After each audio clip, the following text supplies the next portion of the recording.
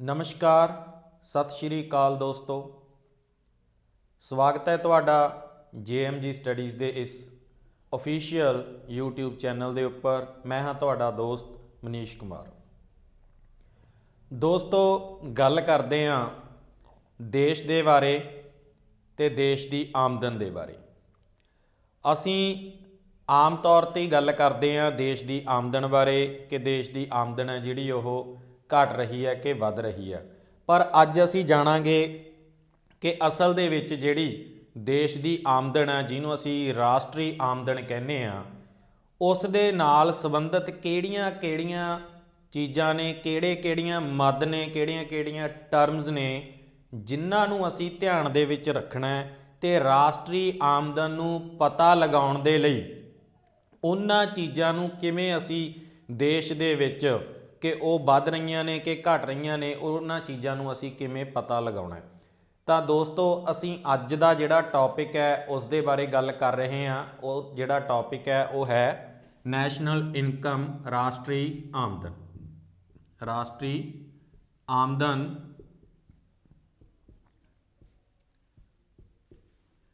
National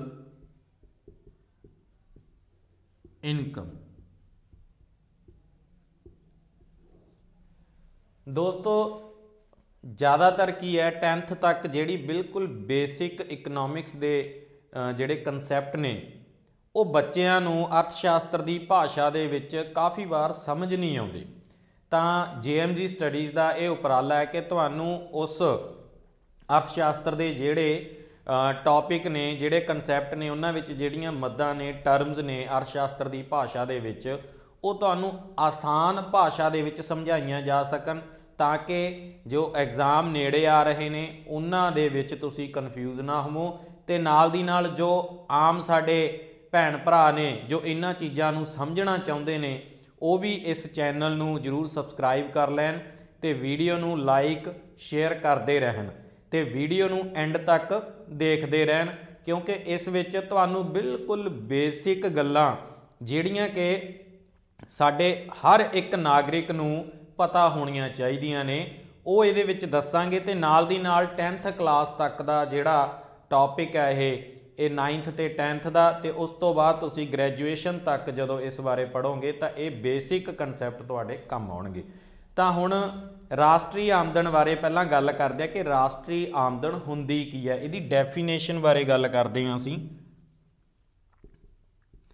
definition मतलब इहदी परिभाषा असल दे विच इहनूं असीं परिभाषित किवें कर सकते हैं कि राष्ट्री आमदन हुंदी की है।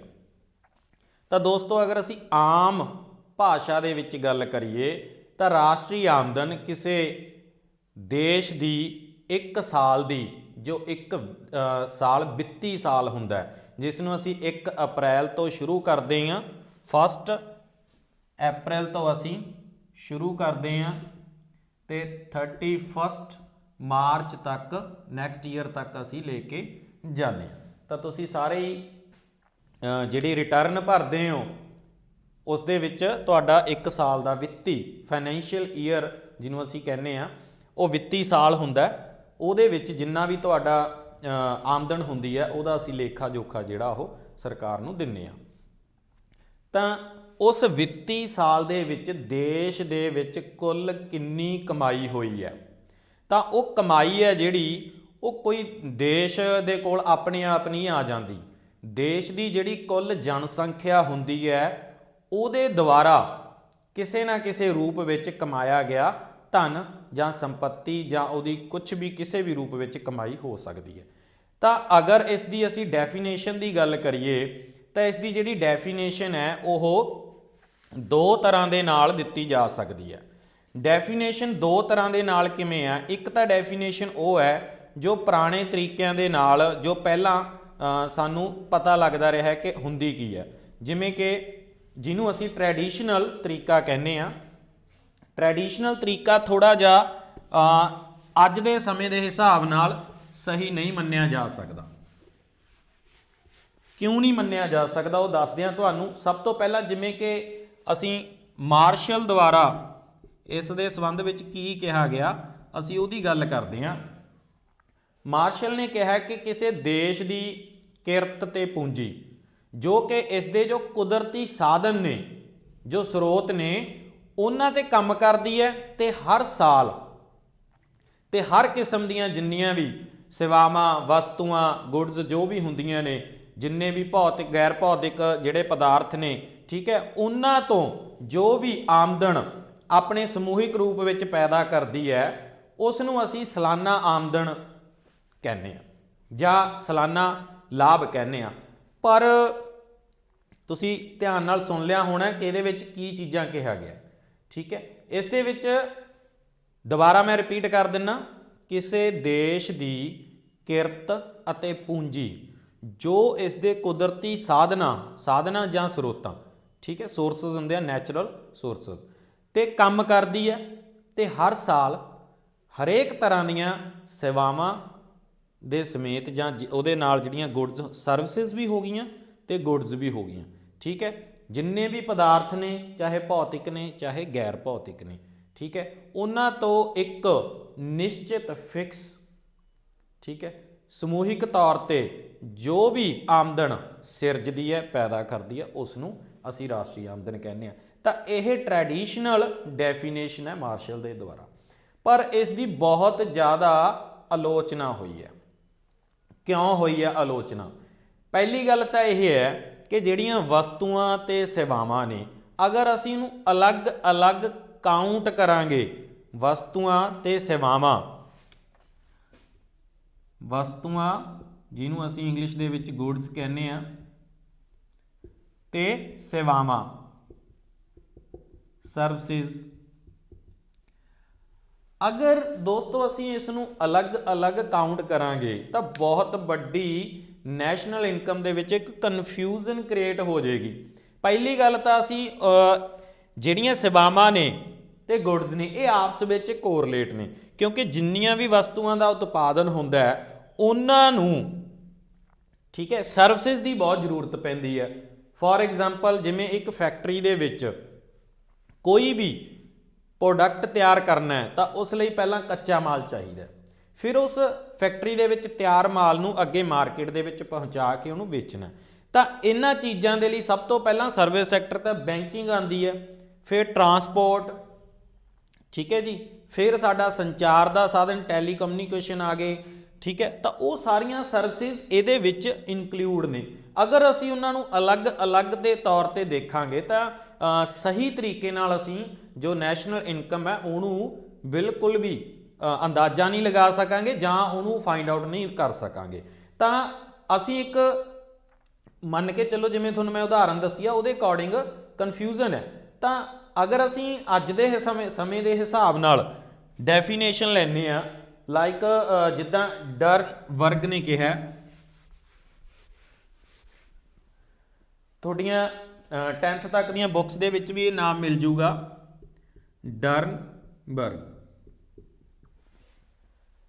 ਡਰਨਬਰਗ ਨੇ ਅੱਜ ਦੇ ਸਮੇਂ ਦੇ ਹਿਸਾਬ ਨਾਲ ਜਿਹੜੀ ਮਾਡਰਨ ਇਕਨੋਮਿਕਸ ਦੇ ਅਕੋਰਡਿੰਗ ਜਿਹੜੀ ਵੀ ਆਪਣੇ ਕੋਲ ਡੈਫੀਨੇਸ਼ਨ ਦਿੱਤੀ ਹੈ ਉਸ ਦੇ ਅਕੋਰਡਿੰਗ ਇਹ ਬਿਲਕੁਲ ਸਹੀ ਜਾਪਦੀ ਹੈ, ਕਿਉਂਕਿ ਡਰਨਬਰਗ ਦੇ ਅਨੁਸਾਰ ਰਾਸ਼ਟਰੀ ਆਮਦਨ ਇੱਕ ਦੇਸ਼ ਦੇ ਨਿਵਾਸੀਆਂ, ਆਮ ਨਿਵਾਸੀਆਂ ਜੋ ਉੱਥੋਂ ਦੇ ਪੱਕੇ ਵਸਨੀਕ ਨੇ, ਰਹਿਣ ਵਾਲੇ ਨੇ, ਠੀਕ ਹੈ, ਤੇ ਉੱਥੇ ਹੀ ਆਪਣਾ ਕੰਮਕਾਰ ਕਰ ਰਹੇ ਨੇ, ਰਾਸ਼ਟਰੀ ਆਮਦਨ ਇੱਕ ਦੇਸ਼ ਦੇ ਆਮ ਨਿਵਾਸੀਆਂ ਦੀ ਇੱਕ ਸਾਲ ਕਿਹੜਾ, ਜੋ ਮੈਂ ਤੁਹਾਨੂੰ ਦੱਸਿਆ ਸੀ ਵਿੱਤੀ ਈਅਰ, ਵਿੱਤੀ ਸਾਲ ਇੱਕ, ਜੋ ਕਿ 1 ਅਪ੍ਰੈਲ ਤੋਂ ਲੈ ਕੇ 31 ਮਾਰਚ ਤੱਕ ਚੱਲਦਾ ਹੈ, ਠੀਕ ਹੈ। ਇੱਕ ਵਿੱਤੀ ਸਾਲ ਦੇ ਵਿੱਚ ਮਜ਼ਦੂਰੀ,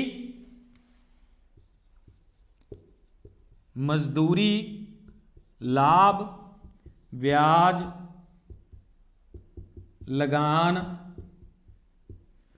ਠੀਕ ਹੈ ਜੀ, ਤੇ ਇਸ ਤੋਂ ਇਲਾਵਾ ਹੋਰ ਇਹਦੇ ਨਾਲ ਦੀ ਜ਼ਿਆਦਾਤਰ ਤੁਸੀਂ ਜਿੰਨਾ ਵੀ ਦੇਖੋਗੇ ਉਹ ਇਹਨਾਂ ਚੀਜ਼ਾਂ, ਜਿਵੇਂ ਇਹਦੇ ਵਿੱਚ ਕੋਈ ਲਗਾਨ ਆ ਗਿਆ ਜਿਹਨੂੰ ਅਸੀਂ ਰੈਂਟ ਵਗੈਰਾ ਵੀ ਕਹਿ ਦਿੰਦੇ ਹਾਂ, ਠੀਕ ਹੈ। ਤਾਂ ਇਹ ਚੀਜ਼ਾਂ ਤੋਂ ਪ੍ਰਾਪਤ ਜਿਹੜੀ ਆਮਦਨ ਹੈ, ਕਮਾਈ ਗਈ ਜਿਹੜੀ ਆਮਦਨ ਹੈ, ਉਸ ਨੂੰ ਅਸੀਂ ਰਾਸ਼ਟਰੀ ਆਮਦਨ ਜਾਂ ਰਾਸ਼ਟਰੀ ਸਾਧਨ ਆਮਦਨ ਕਹਿੰਦੇ ਆ। ਠੀਕ ਹੈ ਜੀ, ਕਿਉਂਕਿ ਸਾਧਨਾਂ ਤੋਂ ਕਮਾਈ ਗਈ ਆਮਦਨ ਹੈ, ਚਾਹੇ ਉਹ ਗੁਡਸ ਹੋਣ ਚਾਹੇ ਉਹ ਸਰਵਿਸਿਜ਼ ਹੋਣ, ਕੁਛ ਵੀ, ਤਾਂ ਉਹਨਾਂ ਤੋਂ ਪ੍ਰਾਪਤ ਜਿਹੜੀ ਆਮਦਨ ਹੈ ਉਹਨਾਂ ਦੇ ਜੋੜ ਨੂੰ ਅਸੀਂ ਟੋਟਲ ਨੂੰ ਰਾਸ਼ਟਰੀ ਆਮਦਨ ਕਹਿੰਦੇ ਆ। ਠੀਕ ਹੈ ਜੀ, ਸਮਝ ਲੱਗ ਗਈ ਹੋਏਗੀ। ਤਾਂ ਰਾਸ਼ਟਰੀ ਆਮਦਨ ਦੇ ਵਿੱਚ ਅੱਗੇ ਸਮਝਣ ਤੋਂ ਪਹਿਲਾਂ ਹੁਣ ਇਹਦੇ ਵਿੱਚ ਦੇਖੋ, ਪਹਿਲਾਂ ਵਾਲੇ ਦੇ ਵਿੱਚ ਬਹੁਤ ਜ਼ਿਆਦਾ ਕਨਫਿਊਜ਼ਨ ਸੀ ਕਿ ਸਰਵਿਸਿਜ਼ ਗੁਡਸ ਸਾਰਾ ਕੁਝ ਅਲੱਗ-ਅਲੱਗ ਹੈ। ਹੁਣ ਜਿਵੇਂ ਅਸੀਂ ਮਜ਼ਦੂਰੀ ਦੀ ਗੱਲ ਕਰਦੇ ਹਾਂ, ਲੇਬਰ ਹੈ, ਲੇਬਰ ਨੇ ਆਪਣੀ ਸਰਵਿਸ ਦਿੱਤੀ ਹੈ। ਠੀਕ ਹੈ ਜੀ, ਪ੍ਰੋਫਿਟ ਸਰਵਿਸ ਦੇਣ ਦੇ ਬਦਲੇ ਕਮਾਇਆ ਗਿਆ, ਵਿਆਜ ਪੈਸਿਆਂ ਦੇ ਬਦਲੇ, ਲਗਾਨ ਭੂਮੀ ਵਗੈਰਾ ਯੂਜ਼ ਕਰਨ ਦੇ ਬਦਲੇ। ਠੀਕ ਹੈ ਜੀ, ਤਾਂ ਇਹ ਚੀਜ਼ ਆ ਗਈਆਂ। ਹੁਣ ਲਾਭ ਹੈ ਜਿਹੜਾ, ਉਹ ਤੁਸੀਂ ਕੋਈ ਫੈਕਟਰੀ ਦੇ ਵਿੱਚ ਪ੍ਰੋਡਕਟ ਤਿਆਰ ਕਰਦੇ ਹੋ, ਤਾਂ ਉਹ ਪ੍ਰੋਡਕਟ ਤਿਆਰ ਕਰਨ ਤੋਂ ਬਾਅਦ ਉਹਦੇ ਉੱਪਰ ਜੋ ਤੁਹਾਡਾ ਪ੍ਰੋਫਿਟ ਹੈ, ਜੋ ਸਾਧਨ ਲਾਗਤ ਹੈ, ਉਹ ਸਾਰਾ ਕੁਝ ਵਿੱਚ ਮਿਲਾ ਕੇ ਉਸ ਤੋਂ ਬਾਅਦ ਲਾਸਟ ਤੇ ਤੁਸੀਂ ਆਪਣੀ ਇੱਕ ਪ੍ਰੋਫਿਟ ਰੱਖਦੇ ਹੋ। ਤਾਂ ਉਹ ਜੋ ਗੁਡਸ ਨੇ ਉਹਨਾਂ ਨੂੰ ਪੈਦਾ ਕਰਨ ਤੋਂ ਬਾਅਦ, ਪ੍ਰੋਡਿਊਸ ਕਰਨ ਤੋਂ ਬਾਅਦ ਤੁਸੀਂ ਉਹਦੇ ਉੱਪਰ ਇੱਕ ਫਿਕਸ ਲਗਾਉਂਦੇ ਹੋ। ਠੀਕ ਹੈ, ਤਾਂ ਇਹ ਸਾਰੀਆਂ ਚੀਜ਼ਾਂ ਤੋਂ ਪ੍ਰਾਪਤ ਹੈ। ਬੈਂਕ ਤੁਹਾਨੂੰ ਸਰਵਿਸਿਜ਼ ਦਿੰਦੀ ਹੈ ਤਾਂ ਉਹਦੇ ਬਦਲੇ ਵਿਆਜ ਵਗੈਰਾ ਲੈਂਦੀ ਹੈ। ਠੀਕ ਹੈ, ਲੋਨ ਦਿੰਦੀ ਹੈ। ਤਾਂ ਇਹ ਸਾਰੀਆਂ ਚੀਜ਼ਾਂ ਤੋਂ ਪ੍ਰਾਪਤ ਜਿਹੜੀ ਆਮਦਨ ਹੈ ਉਹ ਰਾਸ਼ਟਰੀ ਆਮਦਨ ਹੈ। ਠੀਕ ਹੈ ਜੀ, ਤਾਂ ਇਸ ਰਾਸ਼ਟਰੀ ਆਮਦਨ ਦੇ ਅੱਗੇ ਜਿੰਨੇ ਵੀ ਕਨਸੈਪਟ ਨੇ ਉਹਨਾਂ ਨੂੰ ਪਹਿਲਾਂ ਉਹਨਾਂ ਦੀਆਂ ਸ਼ਾਰਟ ਫਾਰਮ ਨੂੰ ਸਮਝਣਾ ਜ਼ਰੂਰੀ ਹੈ। ਰਾਸ਼ਟਰੀ ਆਮਦਨ ਦੇ ਵਿੱਚ ਬਹੁਤ ਸਾਰੀਆਂ ਜਿਹੜੀਆਂ ਟਰਮਸ ਨੇ ਉਹ ਸ਼ਾਰਟ ਫਾਰਮ ਦੇ ਵਿੱਚ ਆਉਂਦੀਆਂ ਨੇ। ਤਾਂ ਸਭ ਤੋਂ ਪਹਿਲਾਂ ਉਹਨਾਂ ਨੂੰ, ਜੋ 3-4 ਨੇ, ਉਹਨਾਂ ਨੂੰ ਸਮਝਣਾ ਬਹੁਤ ਜ਼ਰੂਰੀ ਆ। ਉਸ ਤੋਂ ਅੱਗੇ ਆਪਾਂ ਫਿਰ ਚੱਲਾਂਗੇ, ਪਹਿਲਾਂ ਉਹ ਚੀਜ਼ਾਂ ਸਮਝਣੀਆਂ ਜ਼ਰੂਰੀ ਨੇ। ਸਭ ਤੋਂ ਪਹਿਲਾਂ ਤਾਂ ਅਸੀਂ ਗੱਲ ਕਰਦੇ ਹਾਂ GDP। ਹਰ ਇੱਕ ਬੱਚੇ ਨੇ ਤੇ ਹਰ ਇੱਕ ਸਾਡੇ ਭੈਣ ਭਰਾ ਨੇ ਇਹ ਜਿਹੜਾ GDP ਹੈ ਇਹਦੇ ਬਾਰੇ ਜ਼ਰੂਰ ਸੁਣਿਆ ਹੋਣਾ। GDP ਦਾ ਰੌਲਾ ਹਰ ਸਾਲ ਪੈਂਦਾ ਹੈ ਕਿ GDP ਵੱਧ ਗਈ, GDP ਘਟ ਗਈ, GDP ਵੱਧ ਗਈ, GDP ਘਟ ਗਈ। ਤਾਂ ਇਹਨਾਂ ਦੇ ਉੱਪਰ ਅਸੀਂ ਅਲੱਗ-ਅਲੱਗ ਤੁਹਾਨੂੰ ਟੌਪਿਕ ਦੱਸਾਂਗੇ। GDP ਦੇ ਉੱਪਰ ਪੂਰਾ ਫੁੱਲ ਅਲੱਗ ਟੌਪਿਕ ਦੱਸਿਆ ਜਾਊਗਾ, ਪਰ ਹੁਣ ਅਸੀਂ ਸਿਰਫ ਤੇ ਸਿਰਫ ਪਹਿਲਾਂ ਸਮਝਾਉਂਦੇ ਹਾਂ ਕਿ GDP ਦਾ ਪੂਰਾ ਨਾਮ ਕੀ ਹੈ। ਇਹਦਾ ਪੂਰਾ ਨਾਮ ਹੈ ਗ੍ਰੌਸ ਡੋਮੈਸਟਿਕ ਪ੍ਰੋਡਕਟ। ਠੀਕ ਹੈ ਜੀ, ਅਰਥ ਸ਼ਾਸਤਰ ਦੇ ਵਿੱਚ ਆਮਦਨ ਨੂੰ ਪ੍ਰੋਡਕਟ ਦੇ ਰੂਪ ਦੇ ਵਿੱਚ ਦੇਖਿਆ ਜਾਂਦਾ ਹੈ। ਤਾਂ ਪੰਜਾਬੀ ਦੇ ਵਿੱਚ ਕੀ ਹੋ ਗਿਆ ਜੀ, ਇਹ ਕੁੱਲ ਘਰੇਲੂ ਉਤਪਾਦਨ, ਜਾਂ ਅਸੀਂ ਇਹਨੂੰ ਕੁੱਲ ਘਰੇਲੂ ਉਤਪਾਦਨ ਜਾਂ ਆਮਦਨ ਦੋਨਾਂ ਰੂਪਾਂ 'ਚ ਦੇਖ ਸਕਦੇ ਹਾਂ। ਤਾਂ ਕੁੱਲ ਘਰੇਲੂ ਉਤਪਾਦਨ ਕੇ ਇਹਦਾ ਮਤਲਬ ਕੀ ਹੁੰਦਾ ਹੈ ਜੀ? ਕੁੱਲ ਘਰੇਲੂ ਉਤਪਾਦਨ, ਅਸੀਂ ਜਸਟ ਇਹਨੂੰ ਇੱਕ ਸਿੰਪਲ ਜੀ ਲਾਈਨ ਦੇ ਵਿੱਚ ਤੁਹਾਨੂੰ ਇਹਦਾ ਮੀਨਿੰਗ ਦੱਸ ਦਿੰਦੇ ਹਾਂ, ਬਟ ਇਹਦੇ ਉੱਪਰ ਪ੍ਰੋਪਰ ਟੌਪਿਕ ਦੇ ਉੱਪਰ ਵੀਡੀਓ ਬਣੇਗੀ ਤੇ ਤੁਹਾਨੂੰ ਉਹ ਡਿਲੀਵਰ ਕੀਤੀ ਜਾਏਗੀ। GDP ਕੀ ਹੁੰਦਾ ਜੀ? ਦੇਸ਼ ਦੇ ਵਿੱਚ ਪ੍ਰਾਪਤ ਸਾਧਨ ਆ ਜਿਹੜੇ, ਉਹਨਾਂ ਦੇ ਉਤਪਾਦਨ ਜਾਂ ਉਹਨਾਂ ਤੋਂ ਪ੍ਰਾਪਤ ਆਮਦਨ ਹੁੰਦੀ ਹੈ। ਠੀਕ ਹੈ ਜੀ, ਕੁੱਲ। ਤਾਂ GDP ਕੁੱਲ ਘਰੇਲੂ ਉਤਪਾਦਨ, ਇਹੀ ਚੀਜ਼ ਤੋਂ ਤੁਹਾਨੂੰ ਪਤਾ ਲੱਗ ਰਿਹਾ। ਦੇਸ਼ ਦੇ ਅੰਦਰ, ਦੇਸ਼ ਦੇ ਸਿਰਫ ਅੰਦਰ, ਜਿਹਨੂੰ ਅਸੀਂ ਕੀ ਕਹਿੰਦੇ ਆ, ਘਰੇਲੂ ਸਾਧਨ ਆਮਦਨ ਕਿਹਾ ਜਾਂਦਾ। ਦੂਸਰੀ ਭਾਸ਼ਾ ਦੇ ਵਿੱਚ ਅਗਰ ਤੁਸੀਂ ਇਹਨੂੰ ਕਹੋ ਘਰੇਲੂ ਸਾਧਨ ਆਮਦਨ, ਇੱਕੋ ਹੀ ਗੱਲ ਹੈ ਜੀ। ਚਾਹੇ ਕੁੱਲ ਘਰੇਲੂ ਉਤਪਾਦਨ ਕਹਿ ਲਓ, ਚਾਹੇ ਘਰੇਲੂ ਸਾਧਨ ਆਮਦਨ ਕਹਿ ਲਓ।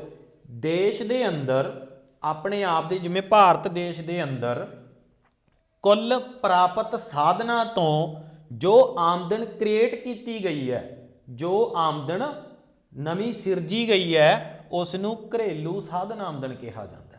ਸਾਧਨ ਕੀ ਕੀ ਨੇ ਸਾਡੇ ਕੋਲੇ? ਭੂਮੀ ਹੈ, ਪੂੰਜੀ ਹੈ, ਠੀਕ ਹੈ ਜੀ, ਲੇਬਰ ਹੈ, ਜਨਸੰਖਿਆ ਸਾਡੀ, ਠੀਕ ਹੈ, ਜੋ ਕੰਮ ਕਰਨ ਦੇ ਹਾਲਾਤਾਂ 'ਚ ਆਉਂਦੀ ਹੈ, ਉਹ ਸਾਰੀ ਜਨਸੰਖਿਆ ਸਾਡੀ ਕੀ ਆ ਗਈ? ਇੱਕ ਸਾਧਨ ਦੇ ਤੌਰ ਤੇ ਆ ਗਈ, ਸੋਰਸਸ ਆ ਗਏ ਸਾਡੇ।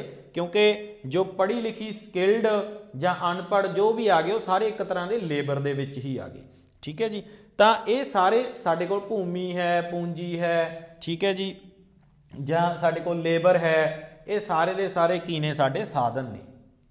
ਤਾਂ ਇਸ ਟੈਕਨੋਲੋਜੀ ਅੱਜ ਕੱਲ੍ਹ ਸਾਧਨ ਦੇ ਵਿੱਚ ਹੀ ਆ ਗਈ। ਤਾਂ ਇਹ ਸਾਰੀ ਸਾਧਨ ਹੈ ਜਿਹੜੇ ਇਹ ਆਮਦਨ ਨੂੰ ਸਿਰਜਦੇ ਆ।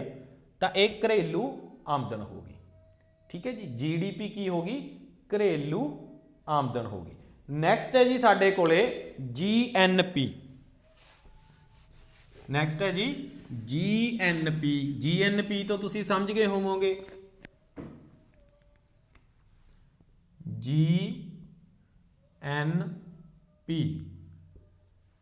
ਗ੍ਰॉस national product. Gross national product. तो हुण ये आ गया जी कुल राष्ट्री उत्पादन।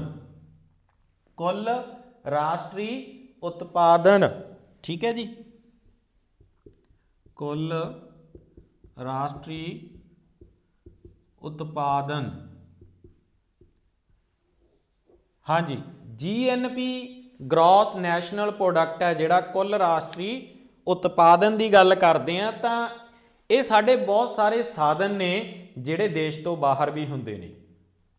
ठीक है जी, बहुत सारे साडे साधन ने जिहड़े देशों तो बाहर भी हुंदे ने ते बाहरले देशों के साडे देश के अंदर भी हुंदे, जिन्हां नूं असीं विदेशों तो प्राप्त आमदन की गल करते हैं। विदेशों तो प्राप्त, विदेशों तो प्राप्त, हाँ जी, नॉट आमदन, इत्थे लिखांगे जी शुद्ध साधन आमदन। मन के चलो असी एग्जाम्पल दे तौर ते साडे देश दे बहुत सारे व्यापारियों वालों जां सरकार वालों जिहड़ी मन के चलो कि US दे विच, ठीक है जी, इन्वेस्टमेंट कीती हुई है। इन्वेस्टमेंट करन तो बाद उत्थे भारत नूं आमदन है जिहड़ी ओह आ रही है, कित्थों, USA तो। ते इसे तरह ही भारत दे विच बहुत सारे USA ने इन्वेस्टमेंट कीती हुई है। तो भारत आमदन है जिहड़ी ओह USA नूं जा रही है, कित्थों, भारत तो। तो इन्हां दोनों की कैलकुलेशन करन तो बाद, ठीक है जी, मतलब देश नूं प्राप्त विदेशों तो आमदन ते देश तो बाहर भेजी गई विदेशों नूं आमदन, प्राप्त आमदन तो प्राप्त आमदन घटाओ माइनस विदेशों नूं भेजी गई आमदन, या देश दे विचों बाहर जो इन्वेस्टमेंट के तौर पर जां कमाई करके इत्थे जो इन्वेस्टमेंट की गई सी बाहरले मुल्कां दी, वो इत्थों बाहर भेजी जानी। तो इन्हां दी आपस विच माइनस करन तो बाद जो रिजल्ट आएगा उस नूं असीं विदेशों तो प्राप्त शुद्ध साधन आमदन कहांगे। ठीक है जी, राष्ट्रीय आमदन कड्ढण वास्ते ये चीज़ पता होनी बहुत जरूरी है। समझ लगी, ये चीज़ पता होनी बहुत जरूरी है। इस तो बिना असीं राष्ट्रीय आमदन नहीं कढ़ सकते। अगे ही साडे कोले NDP, ठीक है जी, NDP net domestic product, net domestic product. जिहड़ी GDP है जी वो ग्रॉस है, तो जिहड़ी NDP है वो नैट है। ठीक है जी, GDP ग्रॉस डोमैस्टिक प्रोडक्ट ते NDP NAT domestic product. NAT का मतलब हुंदा शुद्ध, बाकी सारा कुछ उही है। तो हुण कुल ते शुद्ध दा की फर्क हुंदा ये तुहानूं अगे जो प्रॉपर टॉपिक बनूगा GDP ते GNP के उत्ते तो तुहानूं दसांगे। समझ लगी जी, तो वो तुहानूं प्रॉपर तरीके नाल दस्सिया जाऊगा। मैं पहले ही दस के हटिया जो फर्क GDP ते GNP दे विच है वो फर्क नूं कैलकुलेट करन तो बाद NDP आ जाती है।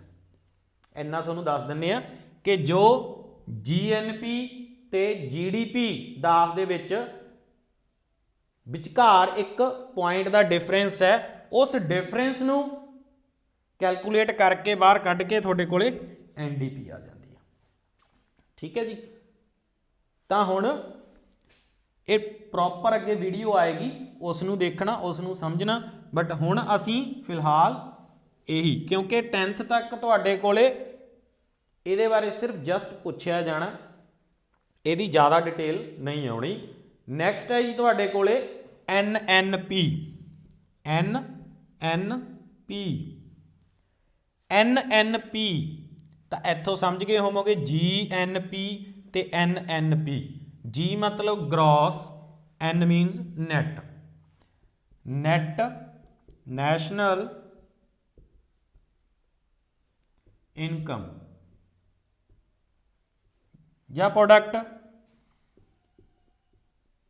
ਜਾਂ ਪ੍ਰੋਡਕਸ਼ਨ। ਠੀਕ ਹੈ ਜੀ। ਤਾਂ ਇਹ ਕੀ ਹੈ? ਸ਼ੁੱਧ ਰਾਸ਼ਟਰੀ ਉਤਪਾਦ। ਸ਼ੁੱਧ ਰਾਸ਼ਟਰੀ ਉਤਪਾਦ। ਠੀਕ ਹੈ ਜੀ। ਇਹ ਕੀ ਹੈ? ਸ਼ੁੱਧ ਰਾਸ਼ਟਰੀ ਉਤਪਾਦ। ਤਾਂ ਇਹਨਾਂ ਚੀਜ਼ਾਂ ਨੂੰ ਸਮਝਣਾ, ਪਹਿਲਾਂ ਇਹਨਾਂ ਦੇ ਬੇਸਿਕ। ਸ਼ੁੱਧ ਰਾਸ਼ਟਰੀ ਉਤਪਾਦ ਇਸ ਦਾ ਸ਼ੁੱਧ ਆ ਗਿਆ। ਠੀਕ ਹੈ ਜੀ। ਤਾਂ ਇਹਨਾਂ ਦੇ ਅੱਗੇ ਫਾਰਮੂਲੇ ਤੁਹਾਨੂੰ ਦੱਸੇ ਜਾਣਗੇ, ਇਹਨਾਂ ਦੀ ਡਿਟੇਲ ਅੱਗੇ ਦੱਸੀ ਜਾਏਗੀ, ਬਟ ਅੱਜ ਸਿਰਫ ਤੇ ਸਿਰਫ ਤੁਹਾਨੂੰ ਰਾਸ਼ਟਰੀ ਆਮਦਨ ਕਹਿੰਦੇ ਕਿਹਨੂੰ ਹੈ, ਕੀ ਹੁੰਦੀ ਹੈ, ਉਹ ਚੀਜ਼ ਤੁਹਾਨੂੰ ਦੱਸੀ ਗਈ ਹੈ। ਤਾਂ ਅਸੀਂ ਹੁਣ ਅੱਜ ਦੇ ਪੂਰੇ ਟੌਪਿਕ ਨੂੰ ਸਮਰਾਈਜ਼ ਕਰਦੇ ਹਾਂ ਕਿ ਅੱਜ ਅਸੀਂ ਕੀ ਕੁਝ ਸਿੱਖਿਆ। ਅਸੀਂ ਅੱਜ ਨੈਸ਼ਨਲ ਇਨਕਮ ਬਾਰੇ ਸਿੱਖਿਆ ਕਿ ਨੈਸ਼ਨਲ ਇਨਕਮ ਹੁੰਦੀ ਕੀ ਹੈ, ਤੇ ਨੈਸ਼ਨਲ ਇਨਕਮ ਦੀ ਡੈਫੀਨੇਸ਼ਨ ਹੈ ਜਿਹੜੀ, ਉਹ ਅਸੀਂ ਦੇਖੀ ਕਿ ਦੋ ਤਰ੍ਹਾਂ ਦੀ ਹੁੰਦੀ ਹੈ, 2 ਟਾਈਪਸ ਦੀ ਹੁੰਦੀ ਹੈ। ਇੱਕ ਹੁੰਦੀ ਹੈ ਸਾਡੇ ਕੋਲੇ ਟ੍ਰੈਡੀਸ਼ਨਲ। ਠੀਕ ਹੈ ਜੀ। ਟ੍ਰੈਡੀਸ਼ਨਲ ਦੇ ਵਿੱਚ ਅਸੀਂ ਦੇਖੀ ਸੀ ਮਾਰਸ਼ਲ ਦੁਆਰਾ ਦੱਸਿਆ ਗਿਆ, ਜਿਸ ਵਿੱਚ ਉਸ ਦੀ ਆਲੋਚਨਾ ਵੀ ਹੋਈ, ਕਿਉਂਕਿ ਉਸ ਦੇ ਵਿੱਚ ਸੇਵਾਵਾਂ ਤੇ ਵਸਤੂਆਂ ਦੋਨਾਂ ਨੂੰ ਅਲੱਗ-ਅਲੱਗ ਅਨੁਮਾਨਿਤ ਕੀਤਾ ਜਾਂਦਾ ਸੀ, ਦੋਨਾਂ ਨੂੰ ਅਲੱਗ-ਅਲੱਗ ਕਾਊਂਟ ਕੀਤਾ ਜਾਂਦਾ ਸੀ, ਤਾਂ ਉਸ ਨਾਲ ਸਹੀ ਰਾਸ਼ਟਰੀ ਆਮਦਨ ਦਾ ਪਤਾ ਲਗਾਉਣਾ ਗਲਤ ਹੋ ਜਾਂਦਾ। ਠੀਕ ਹੈ ਜੀ।